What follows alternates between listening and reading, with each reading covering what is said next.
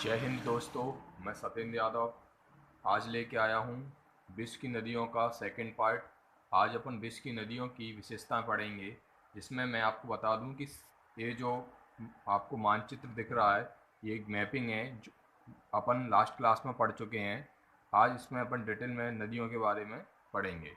तो सबसे पहले अगर मैं बात करूं नील नदी की, ये अफ्रीका में कौन सी नदी दिख रही है आपको? नील नदी। तो अगर मैं बता दूं आपको कि नील नदी है, उसका जो उद्गम ये यहाँ से क्या होती है, निकलती है, इसका उद्गम स्थल होता है। तो ये उद्गम स्थल क्वेश्चन में पूछा जाता है, तो याद रखना है विक्टोरिया झील। विक्टोरिया झील याद रखना है वाला कि नील नदी का जो उद्गम होता है वो कहाँ से होता है? विक्टोरिया झील से होता है। और नदी आगे चलती है, बढ़ती है। इसके साथ ही यहाँ पर आपको बता दूं मैं कि यहाँ पर एक झील पाई जाती है, वो क्वेश्चन आपसे एग्जाम में पूछा जाता है। ये नासिर नासिर झील नासिर झील पाई जाती है नील नदी पर। इसके साथ ही अगर थोड़ा सा आप आगे और बढ़ेंगे तो यहाँ पर एक बांध पाया जाता है, उस बांध का नाम है आसवान बांध। ये क्वेश्चन भी एग्जाम में पूछा जाता है कि आसवान बांध है वो किस नदी पर पाया जाता है। तो आसवान बांध है वो आपका नील नदी पर पाया जाता है। इसी के साथ अगला क्वेश्चन मैं बताऊं आपको, इससे एग्जाम में ये बनता है कि पूछता है कि विश्व की सबसे लंबी नदी। तो याद रखना ये जो है आपकी विश्व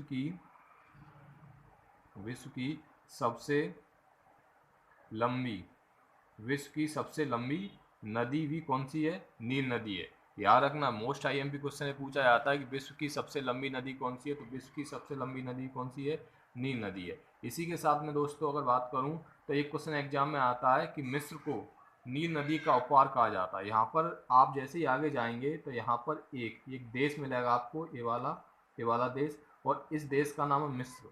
तो क्वेश्चन में पूछा जाता है कि मिस्र को किस नदी का उपहार कहा जाता है? तो मिस्र को याद रखना नील नदी का क्या कहा जाता है? उपहार कहा जाता है। इसी के साथ आगे चलकर मिस्र देश से निकलते हुए यह नदी किसमें मिल जाती है? भूमध्य सागर में इसमें मिल जाती है। किसमें मिल जाए? यहाँ पर जो आपको दिख रहा है पूरा वो क्या? भूमध्य सागर। तो ये नदी जाकर भूमध्य सागर में मिल जाती है।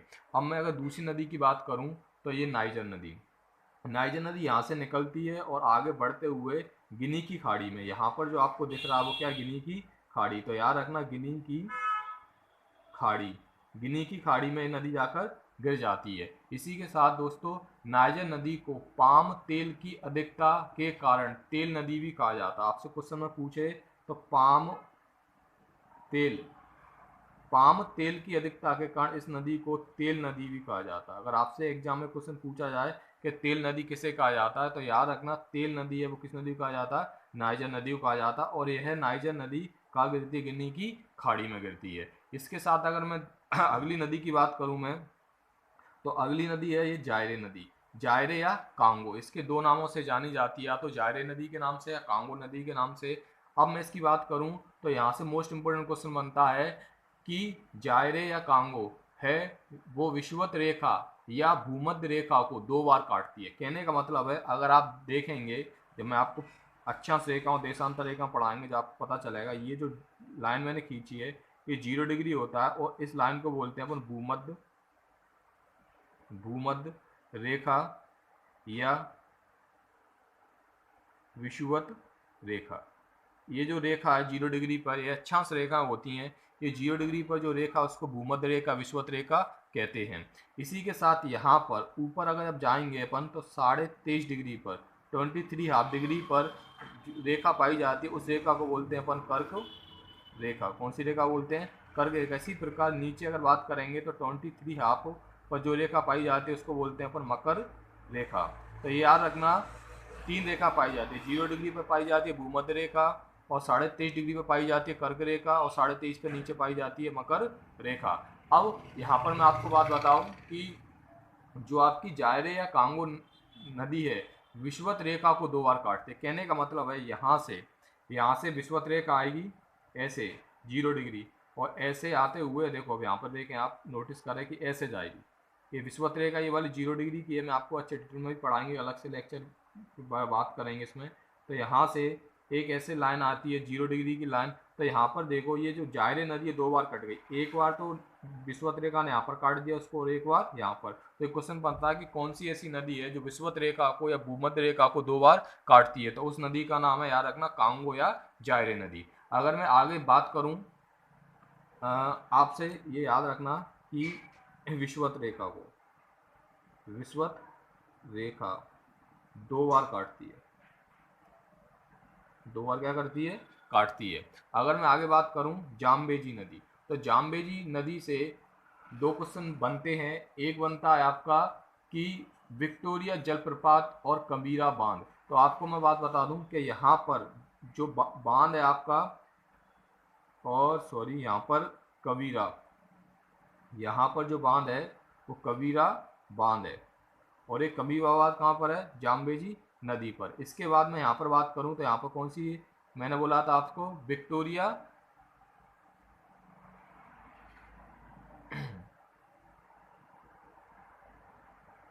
विक्टोरिया जलप्रपात, मैंने यहाँ पर आपको बोला था विक्टोरिया जलप्रपात, ठीक है, प्रताप, ठीक है, विक्टोरिया जलप्रपात। क्वेश्चन बनता है कि कबीरा बांध और विक्टोरिया जलप्रपात किस नदी पर है, तो किस नदी पर है, जाम्बेजी नदी पर। अगला क्वेश्चन है आपको बताऊं लिम्पोपो, लिम्पोपो नदी के बारे में क्वेश्चन बहुत बनता है कि लिम्पोपो है वो किस रेखा को 2 बार काटती है। तो याद रखना जो लिम्पोपो नदी है मकर रेखा को, ये आप नीचे देख रहे होंगे 23.5 डिग्री नॉर्थ में, नॉर्थ पोल की तरफ जाएंगे अपन, इधर 0 डिग्री से इधर की तरफ अपन जाएंगे तो 23.5 डिग्री पर जो रेखा पाई जाती है वो मकर रेखा होती है। तो याद रखना यहाँ से इसी प्रकार के एक लाइन आती है और वह लाइन ऐसे आती है, और ये जो लाइन है याद रखना 23.5 डिग्री की है, मतलब कि मकर रेखा। यहाँ पर तो 2 बार काट रही है कि यहाँ पर और एक यहाँ पर। तो क्वेश्चन बनता है कि लिम्पोपो नदी है मकर रेखा कितनी बार काटती है, 2 बार काटती है, ठीक है, याद रखना ये क्वेश्चन। तो इसके साथ ही मैं आपको बताऊं कि ये आपकी अफ्रीका की नदी थी, और ये अफ्रीका नदियों की क्या थी, विशेषता थी। अगर मैं बात करूं ऊपर तो उत्तरी अमेरिका की, तो उत्तरी अमेरिका में ये आपकी जो नदी है सेंट लॉरेंस नदी। तो सबसे पहला क्वेश्चन तो ये है कि सेंट लॉरेंस नदी है वो याद रखना आपको अमेरिका और कनाडा की सीमा बनाती है। किसकी सीमा बनाती है, आपको बता दूं मैं, यहाँ पर अमेरिका है और ऊपर क्या आपका कनाडा।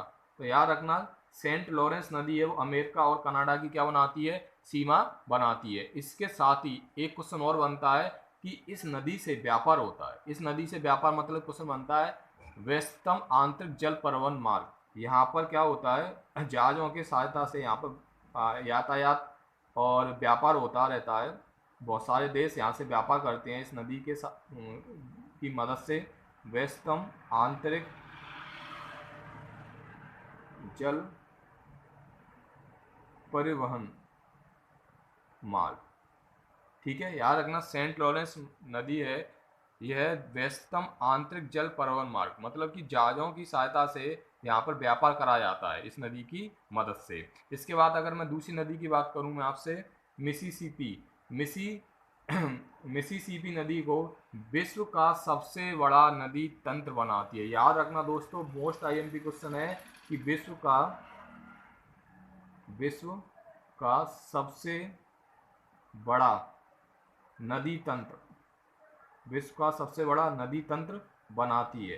अब आप कहोगे सर नदी तंत्र क्या होता है, तो नदी तंत्र का मतलब ये होता है कि इस प्रकार से कोई नदी आ रही है ये बहती हुई, और इससे बहुत सारी नदियां आकर मिल जाएं, इस नदी में बहुत सारी नदियां आपस में आकर मिल जाएं। इस प्रकार से आप देखें दोस्तों, इस प्रकार से बहुत सारी, एक ये नदी आ रही थी, इससे और शाखा न छोटी छोटी नदियों की शाखा आकर इस बड़ी शाखा में आकर मिल जाती हैं, तो ये जो बनता है वो नदी तंत्र कहलाता है, ठीक है। तो याद रखने क्वेश्चन पूछा जाता है विश्व का सबसे बड़ा नदी तंत्र कौन सी नदी बनाती है, तो मिसिसिपी बनाती है।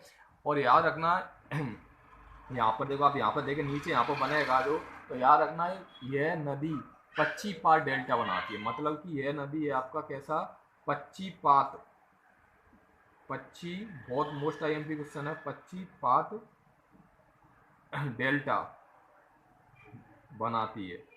मतलब कि यहाँ पर जगह नहीं है दोस्तों, समझ में नहीं आएगा, जिस प्रकार से आप इस चीज़ को यहाँ समझें, इस प्रकार से क्या होगा कि पक्षी के आकार का डेल्टा बनाती है, मतलब कि आप देखेंगे डेल्टा इस प्रकार से बनता है ये। तो मतलब कि ये नदी है, बनाएगी ना मिसिसिपी नदी, तो यहाँ पर इसकी जो शाखा ऐसे निकलेंगी, ऐसे इस प्रकार से देखें आप, ये अगर इसको मैं मिला दूँ तो इस प्रकार से बनेगा ये। तो ये क्या होता है, पक्षीपात डेल्टा बनाती है, क्वेश्चन पेपर में पूछा जाता है। इसके अलावा अगली नदी की बात करूँ मैं तो रियो ग्रांडे। तो याद रखना रियो ग्रांडे नदी है वो याद रखना यूएसए, यहाँ पर आपको पता होगा यूएसए है इस साइड, यूएसए, और यहाँ पर क्या है आपका मैक्सिको, मैक्सिको, यहाँ पर यूएसए है और यहाँ पर कौन है, मैक्सिको है। तो याद रखना रियो ग्रांडे नदी है यहाँ से निकलती है और ये मैक्सिको की खाड़ी आपको दिख रही है, मैक्सिको की खाड़ी में जाकर गिर जाती है। तो क्वेश्चन पूछा जाता है ऐसी कौन सी नदी है जो मैक्सिको और यूएसए की सीमा बनाती है, तो रियो ग्रांडे, ठीक है। इसके बाद अगर मैं बात करूं नीचे अमेजन नदी, तो याद रखना अमेजन नदी की विशेषता आयतन की दृष्टि से विश्व की सबसे बड़ी, मतलब कि आयतन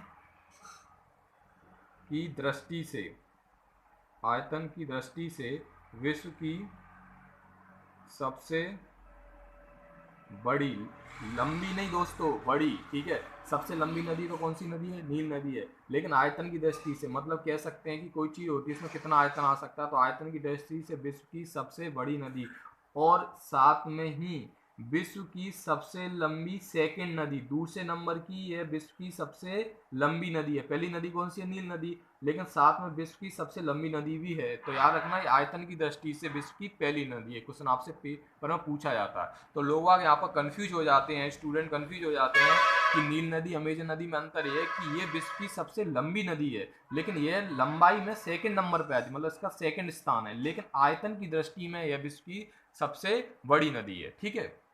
अगर मैं आगे बात करूं, इन नदियों के बारे में कुछ पूछा नहीं जाता इतना, अब मैं आगे बात करूं आपसे दोस्तों, तो अपन यूरोप में आ जाते हैं। तो यूरोप में अगर मैं बात करूं आपसे राइन नदी, कौन सी नदी, राइन नदी, राइन नदी की बात करूं मैं तो यूरोप का सबसे व्यस्तम आंतरिक जल परिवहन मार्ग बना है इस नदी पर। तो कहने का मतलब है ये जो चीज थी सेंट लॉरेंस नदी के बारे में, व्यस्तम आंतरिक जल परिवहन मार्ग, ठीक है, तो ये कहाँ थी, अमेरिका में। लेकिन जो राइन नदी है इसकी सहायता से व्यापार किया जाता है। तो यहाँ पर अगर आपसे पूछे कि यूरोप के अंदर क्वेश्चन पूछेगा कि यूरोप का सबसे व्यस्तम आंतरिक जल परिवहन मार्ग कौन बनाती है, कौन सी नदी पर होता है, तो वो है आपका राइन नदी पर। इसके साथ ही इसे कोयला नदी भी कहा जाता है। मोस्ट टाइम की क्वेश्चन है आपसे जो एग्जाम में पूछा जाता है, इसको कोयला नदी, कोयला नदी भी कहा जाता है। राइन नदी को याद रखना कोयला नदी भी कहा जाता है। अगर मैं आगे बात करूं दोस्तों डेन्यू की, ये वाली नदी डेन्यू नदी, तो ये याद रखना इसकी विशेषता ये है कि ये काला सागर, ये जो आपको दिख रहा है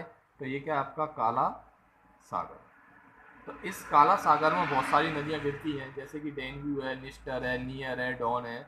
ये सभी नदियाँ, जितनी नदियाँ दिख रही हैं ये सभी की सभी कहाँ गिरती हैं, काला सागर में गिरती हैं। तो याद रखना डेन्यू नदी है। तो याद रखना इसकी विशेषता क्या है, क्यों मैं बात कर रहा हूँ इसकी, क्योंकि यहाँ पर एक जर्मनी है, जर्मनी के ब्लैक फॉरेस्ट पर्वत, ये अपन पर्वत जब बात पढ़ेंगे पर्वतों के बारे में तो अपन विशेष अध्ययन करेंगे। तो मैं आपको यहाँ पर बता दूँ कि डेन्यू नदी है वो आपके जर्मनी के, यहाँ पर जर्मनी है, जर्मनी के ब्लैक फॉरेस्ट पर्वत से निकलती है और काला सागर में गिरती है, ठीक है। इसके बाद अगर मैं बात करूं आपसे बोल्गा नदी की, तो बोल्गा नदी है वो बलदाई पहाड़ी, यहाँ पर एक बलदाई की पहाड़ी है, बलदाई की पहाड़ी से निकलती है और जाके यहाँ पर इसको बोला जाता है कैस्पियन, कौन सा सागर है, कैस्पियन सागर। इस प्रकार से जैसे कि काला सागर और कैस्पियन सागर दोनों में अंतर है, कैस्पियन सागर और काला सागर में, ये अपन बाद में पढ़ेंगे डिटेल में कि क्या होते हैं। तो अगर मैं बात करूं तो बोल्गा नदी है वो कैस्पियन सागर में आकर गिर जाती है, ठीक है।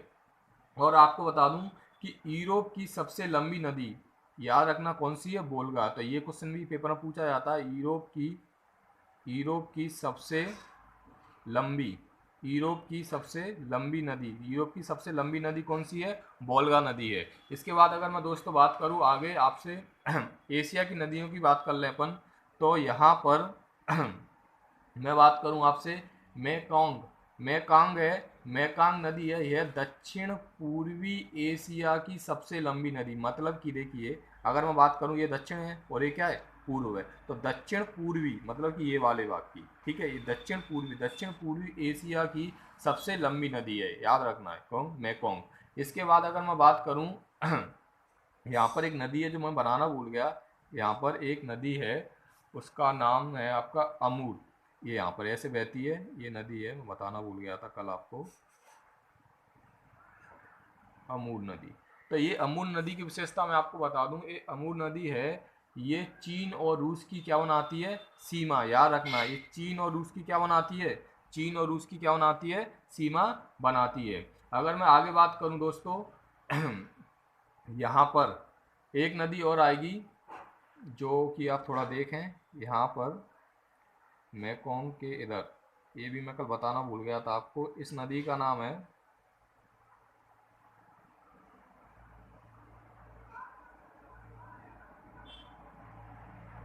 ठीक है दोस्तों, देखो यांगती सी योंग यह नदी है, याद रखना एशिया की सबसे लंबी नदी है, यह है एशिया की, एशिया की सबसे, एशिया की सबसे लंबी नदी।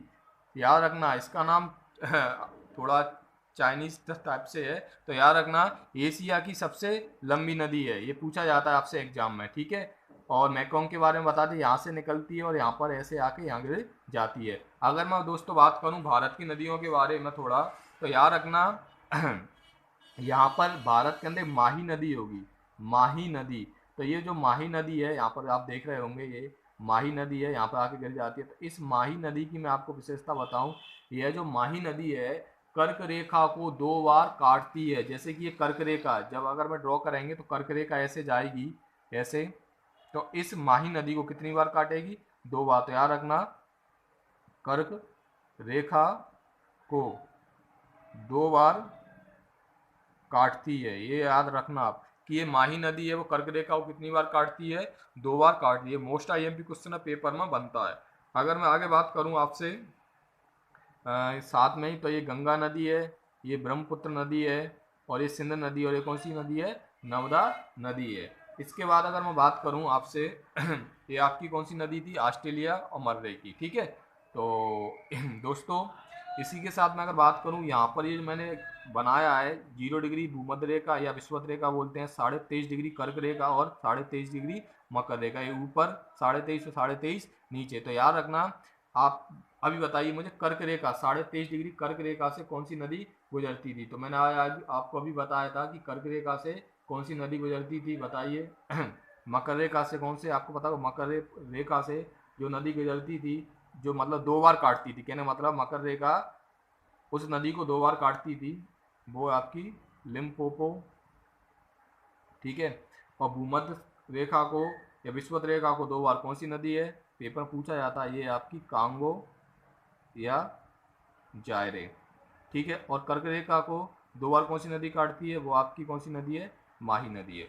तो दोस्तों आज मैंने आपको नदियों के बारे में पढ़ाया था कि नदियों की विशेषता कहाँ कहाँ से क्वेश्चन बनते हैं। तो इसी के साथ दोस्तों अपन सेकंड अगला जो लेक्चर होगा वो भारत की नदियाँ होंगी अपनी।